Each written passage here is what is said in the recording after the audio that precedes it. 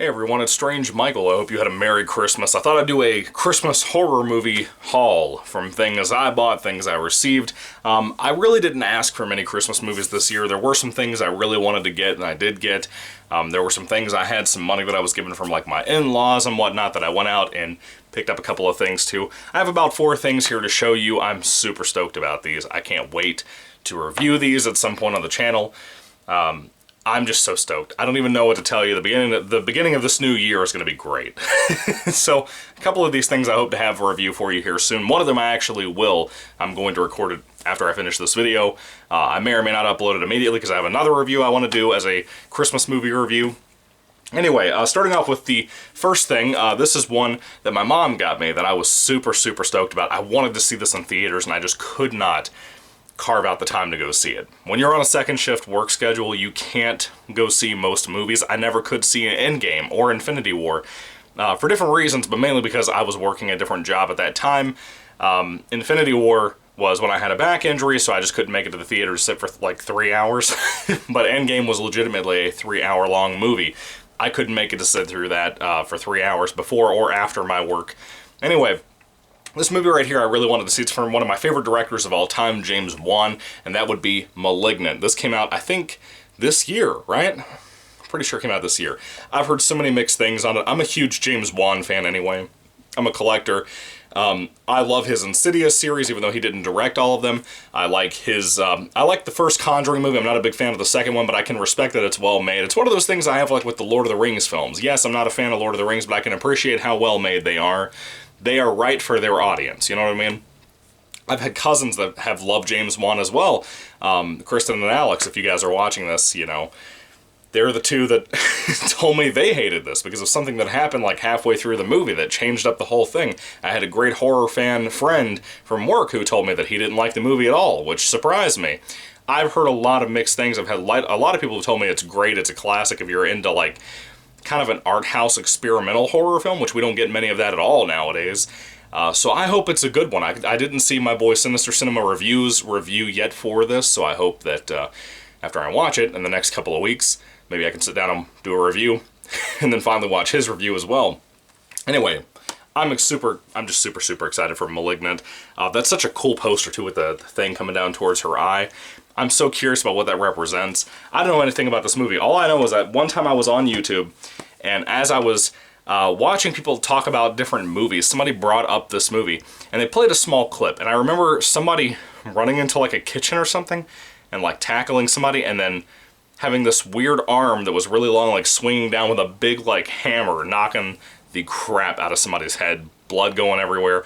And I was like, oh boy, you know, I was excited at that point. But I'm actually going into this, no spoilers at all. Please don't put any spoilers down in the comments or I will ignore you.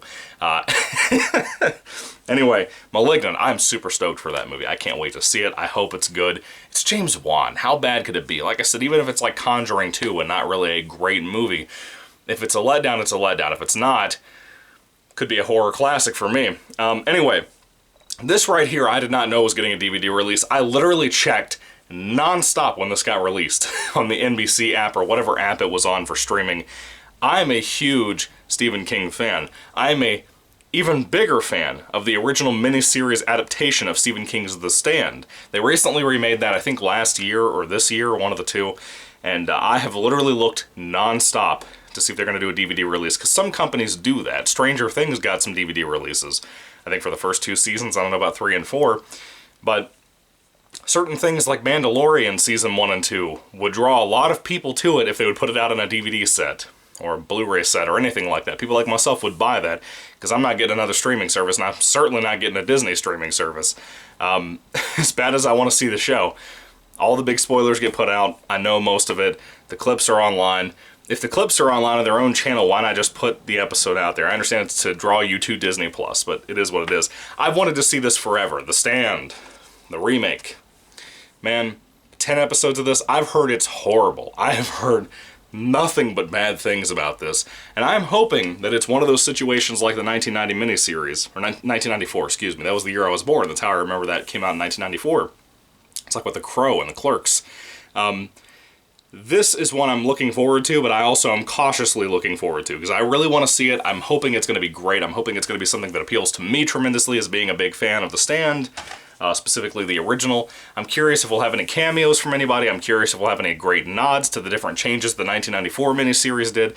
This is 10 episodes long. It's not a 6-hour movie with like 4 episodes, an hour and a half each for that original miniseries. This is longer. There should be a chance to do more. I know that supposedly they skipped like the entire plague setup from the beginning of the book and the miniseries itself from back in the day. I love the 90s cheese of that original miniseries, and I can already tell that's probably going to be missing here. The trailers looked bad. I just wanted to see it because I like Stephen King movies, particularly his books. I like his books more, but his adaptations are more miss than hit for me. But I still like to go out of my way to go see them. There's things like The Night Flyer that I've never seen and I can't wait to see at some point because of how good the miniseries, or how good the short story was. I think it's based on the short story. Anyway, there's certain things I want to see. I'm hoping The Stand is great. I hope I can come back here and do a positive review like I have for the 1994 miniseries that I've not reviewed yet here on the channel. But I consider that one a classic, one of those most underrated films I've ever seen in my life. And this right here is going to bum me out if it's really, really bad. Because The Stand was supposed to have a remake from Ben Affleck once upon a time. Then he became Batman when that fell through. I don't blame him. And then we were going to have like a TV miniseries kind of just remaking the original miniseries. Then they expanded on it. Then it was going to be movie releases again, like with the Ben Affleck series where they're going to do like 4 movies or something like that. We didn't go that route. It's been a very, very weird situation with the Stand adaptation. It's been in a development hell forever. So I was hoping that this could come out and be good. Now I'm worried that it was just one of those things like, well, like I guess the certain things like the South Park new mini-series specials, whatever, that are going to just Paramount Plus and whatnot. This is kind of the same thing with the NBC or Peacock or whatever it was. Anyway, moving along, this film I just recently saw. This is one of the ones I bought. I went to Walmart with some of the money I was given for Christmas. I'm trying to back away from what I buy, movie-wise and physical media-wise, book-wise, all that stuff. If I buy anything, I usually buy it for Kindle or for Nook now, to keep them on there. I've kind of been backing away from buying more physical media, but there are certain things like these 2 things and then the 2 things I bought I'm about to show you that I really wanted because I had a good experience with them so far. This movie I recently saw, and I'll tell you, it's not as good as the first one at all. Doesn't even come close. But I did rent it the other day and watched it for like $5, and I enjoyed it. I enjoyed it, but it was not like amazing. This is the one I'm going to do the review for after this video. Probably a couple of videos until I upload this review for this thing. But that would be Venom, Let There Be Carnage. Technically Venom 2. I love the first Venom movie. I think it's fantastic, it's fun, it's wild. There's some things I would change, not a whole lot though. This film is nowhere as good as that first movie, but it has its moments in my opinion. There are certain things like how, well, on the positive side, let's say, at the end of the first film they teased that Cletus Cassidy is going to be played by Woody Harrelson, and they basically sprayed a red mop, or a mop red, and put it on his head. And then he dropped the line, like, let there be carnage, or some stupid shit like that, and it was horrible. And I walked out of that theater with a great movie experience and a horrible ending, cringing over that. Yes, the movie's not perfect, the original. Yes, this one's definitely not perfect. Cletus Cassidy's in a relationship with Shriek. I don't know if that's ever been done in the comics. I do read a lot of Venom and Carnage comics. I just haven't read anything like that yet. Not much of the newer stuff either. So I don't know what we're doing with that. Shriek has no symbiote in this movie. She's just a lady that screams really loud, which is weird.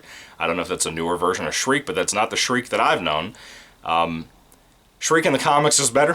Cletus Cassidy in the comics is better. There's like no blood in this movie at all. They changed the abilities of Carnage, for example, and I don't like that. They've changed a lot about what the symbiotes are able to do, and I don't like that. They did add some things in here from the comics that are more recent, like the hive mind mentality. There's an after credits scene that I pretty much dig for this, and then Spider-Man No Way Home was just like, nope. There was a tease for something else they were going to do, which is cool, I'll take it, whatever. But anyway, Venom Let There Be Carnage.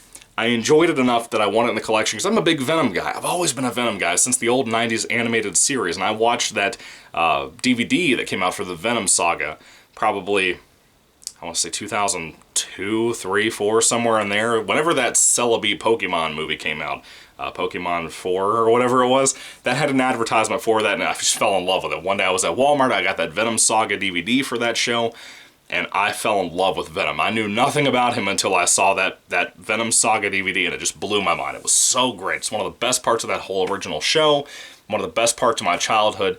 Have Venom toys everywhere right now in my life from when I was growing up. In different toy boxes and stuff, I still have them. I'm a huge Venom guy. And I wish that these movies were rated R like they should have been. This whole trying to make them PG-13 and bring in the teen audience, I get what you're doing, but it's a bad idea because the teens would be more attracted to the gore and they would be able to go to the rated R movies with their parents. If the movie looks good, they'll do it. This film here feels so choppy. It feels like they just bum rushed through this movie. It's like an hour and a half. It's very clearly supposed to be a 2-hour movie. It's directed by Andy Serkis, who, you know, is a big-time actor. I love it. Andy Serkis, excuse me. Venom Let There Be Carnage is a sloppy mess, but it's my sloppy mess. I enjoy a lot of this movie. I love Tom Hardy. He's fantastic here once again. They do this interesting kind of buddy cop movie with this, since it's not an origin setup movie. But it's not a Spider-Man 2 type of thing. I've recently been on a big haul of watching the Spider-Man movies. And I gotta tell you, man, I think most of the Spider-Man movies are better than this movie. Hands down, no questions asked. But I would say many of them are not, to me, as good as the Venom original movie, the first one. But yeah, I really dug this. I dug it. I can see why it's a flawed, sloppy mess. But again, it's my sloppy mess. So, yeah, at some point I want to do a review for that in the next day or so. I don't know. I have one more review I want to upload before I record that review.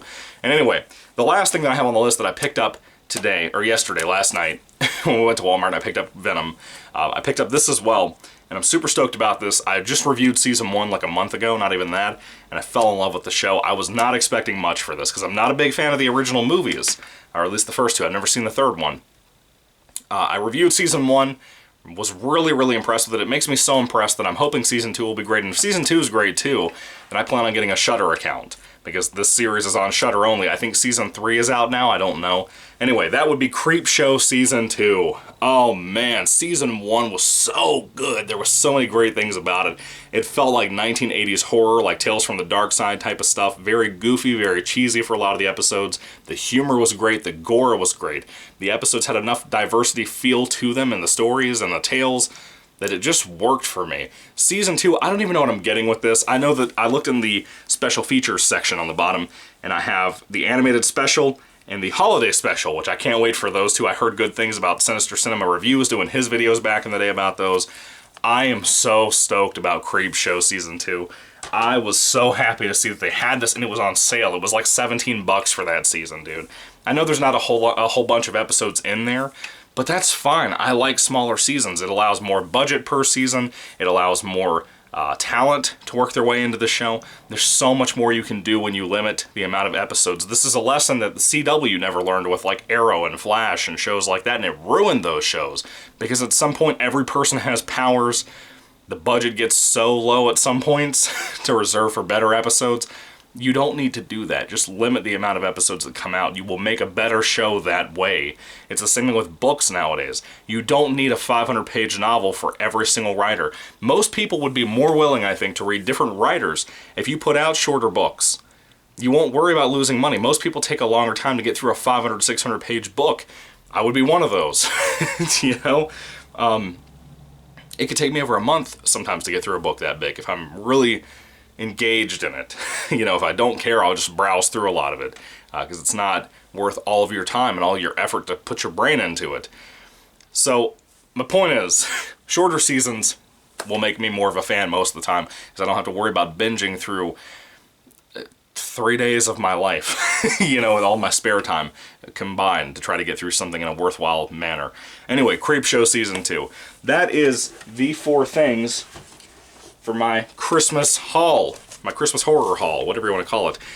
Again, I don't really want to get a whole lot of physical media, but I am excited for all 4 of these. These are all 4 things I've really looked forward to. I could not wait to get in my collection.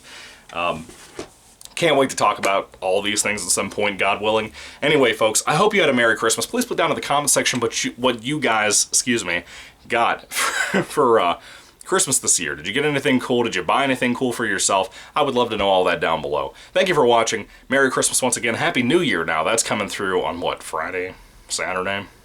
Friday's New Year's Eve. I have the day off.